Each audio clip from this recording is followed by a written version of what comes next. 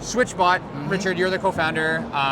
First of all, let's start with where did you guys get the idea for building this, and why did you do this as your business? Right, so it's not like business. So basically, we are users. We are smart home users. Yeah. And the name of SwitchBot actually comes from very simple switch and a bot. It's a bot for the switch. Yeah. So that's why the button presser Yeah. is the very original, very classic product we made at the first time. Yeah. Because we lived in a dorm, and we want to make something smart. Cool. Say the light switch or some buttons that we want to turn on the PC remotely. So we invented the bot, and then we start from there. And basically, we were renting, right? Yeah. So we made a lot So you of. need to be able to remove it. Yeah, we need to remove it, and basically, it's a retrofit type of smart home. And start from there, we make like our Hub Mini. It's also an IR blaster, right? So Yeah. you control the TV, control the air conditioning. Yeah. So we start from there to make like retrofitting smart home devices for the community and for us. Yeah. Right. Yeah. And later on, when we grow bigger and bigger, we start with some sensors. We build like the meter, temperature humidity sensors, and then we have curtain. The curtain robot is also a retrofitting curtain robot to kind of like make your curtain smart, right? Yep. And then we start to think, how about we make more robots for a smart home? So SwitchBot, with a bot, why don't we just make more robots? Yeah. And we see our lock as a robot, right? Basically, it's something like you put on the lock, Sure. and it's like a hand It's a mechanical thing that it's doing. twisting the deadbolt, right? So it's like a robot. And then from there we go to say, why don't we make our own robo vacuum as a robot, right? Yeah. So it's all start from the very beginning. SwitchBot button presser, and now to the robo vacuum, and finally today we're showing the K20 Plus Pro. Yeah. It's a multitasking household robot. Yeah. Along the journey, we also make some appliances, right? Yeah. And we make this robot. We see it as the feet and legs for something. So maybe we can put our air purifier on it, a fridge on it, maybe some cameras on it, and we make sure the appliance is now mobile. Yeah. And it can move around the home and make it a multitasking household robot ourselves. Interesting. Yeah. So obviously you guys had your press announcement. I want to say yesterday. Or Yes. Something like that, where you announced the I guess the robot that goes over the robot. Yeah. What's the model? The K? No, not the K20. It goes over the K20, right? Like the. So there's quite a few questions around that. And just as a picture here, maybe we can come over here. All right, we can actually show the actual thing. Yeah. I know it's the demo is still being worked on, but blinking. Yeah. So, a couple of questions on the Home Assistant Facebook group. I'm not sure if you're a part of that or not, but a couple of questions on there that came up were, well, what is the point of it? What are you trying to achieve by building this robot? Right. First of all, we are looking at different robots, and we think what we aim for is to be, our robot should be practical and useful. Yeah. Like if we cannot buy a Optimus from Tesla and ask it to do something at your house or do anything for you. It's just a demo. It's just something that's very technical or probably futuristic, but it's not useful and practical.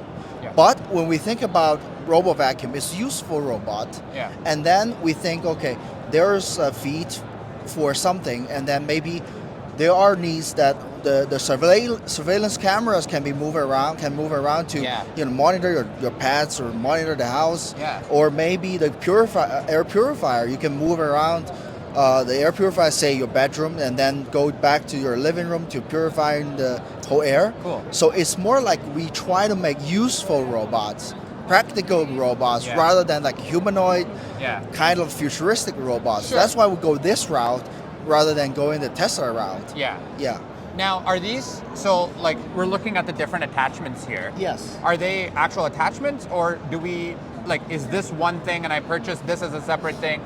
Or am I just buying this or that, or the fan on top? How does that work? So basically, the K20 Plus Pro is a robo vacuum plus this, we call it Fusion platform. Fusion platform, okay. It's a mobile platform with a wheel, right? Yeah. And the other attachments, say the air purifier or the camera or the fans, are already in our profile. You can buy it and then attach to the Fusion platform. Okay. Right? So it's modular. It's for modular. now I can do the fan. Tomorrow if I want, I can pull out Yes. the fan and put in an air purifier. Yes. Okay. And we also aim, I think this is going to be very good for the open source community. We're going to try to make sure people can DIY with it. Yeah. Say, for example, if you have the ability to do 3D printing, you can maybe do attachment and make sure you have a mini fridge attached to it, and then you have a mobile, mini fridge.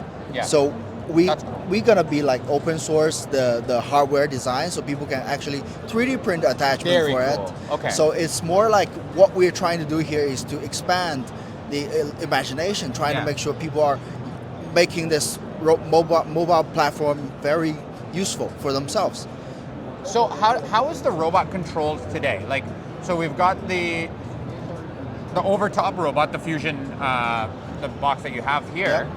Now, how does that get controlled? Is that entirely autonomous, or can I say, hey, go to the whatever smart speaker or something like that if I have like let's say a Home Assistant voice PE, or maybe I have an Amazon Echo or Google Home or all of them. Can I say, hey, go to the living room, and it goes to the living room, or does it kind of do its own thing? How do I send commands to it?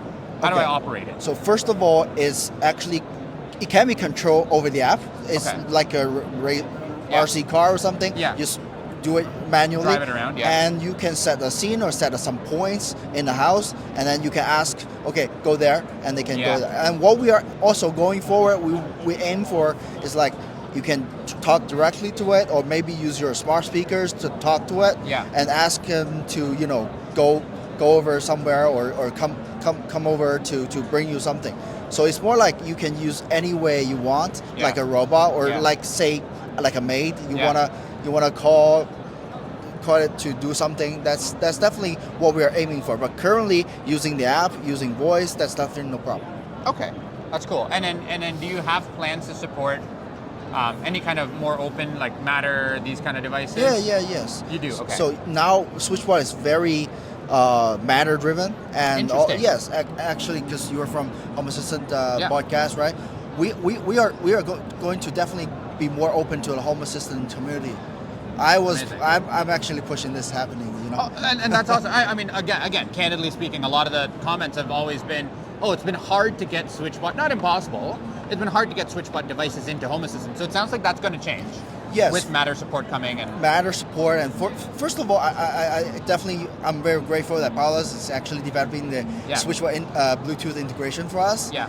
And now with Matter, I think also you can use Matter to bring all our devices into Home Assistant, and we are quite going the Matter over Wi-Fi route. Yes. And try to make sure every devices, appliances, or any robots are Matter over Wi-Fi certified, and then connect it to Home Assistant and make it local.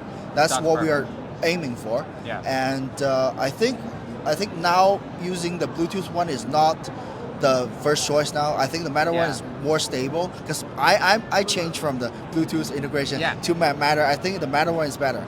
Yeah. So that's where we're going. So yes, this year we are going to Matter, and most of our devices will directly connect by Matter to Home Assistant. Yes. Yeah. Okay, perfect. And one last question, not fully related to this, but what's your smart home like? Yeah, I know you're a smart Home Assistant user. You said. Yeah. What kind of stuff are you doing on Home Assistant today? What's your favorite automations? What kind of stuff do you like? The most used and my favorite automation should be the presence sensor plus lighting. Okay. Right. So I have all my rooms with presence sensor. So it's very smart. Now all my rooms are smart lighting and with adaptive lighting. So lighting parts is one of my favorites. I love that. Yeah. And another part would be some very unique use cases for me. Say I have a smart bathroom. Yeah. Right. So when I sit on my toilet and there's a light will kind of like turn on, and it knows, my wife will know, okay, I'm there. Yeah. So it's like put a very sign, new don't walk in. Yeah. That's something very new for my own use cases. I love that. That's great. Yeah. And I also use our own lock in our bathroom. So every single time I just close the door and get locked. It just locks the door. Yes. They are my favorite, automations there. Yeah. I love that. It's simple but effective, right? It's useful. Yes. That's the best kind. Awesome, Richard. Thank you so much. Appreciate your time. Yeah, thanks so much. Appreciate it. I look forward to hearing more from the Home Assistant users. Absolutely. Yeah, because I am one of the users now. Yeah. Hey, listen, Richard's home phone number is... No, I'm kidding. All right, perfect. Thanks, Richard. Right. Thank you.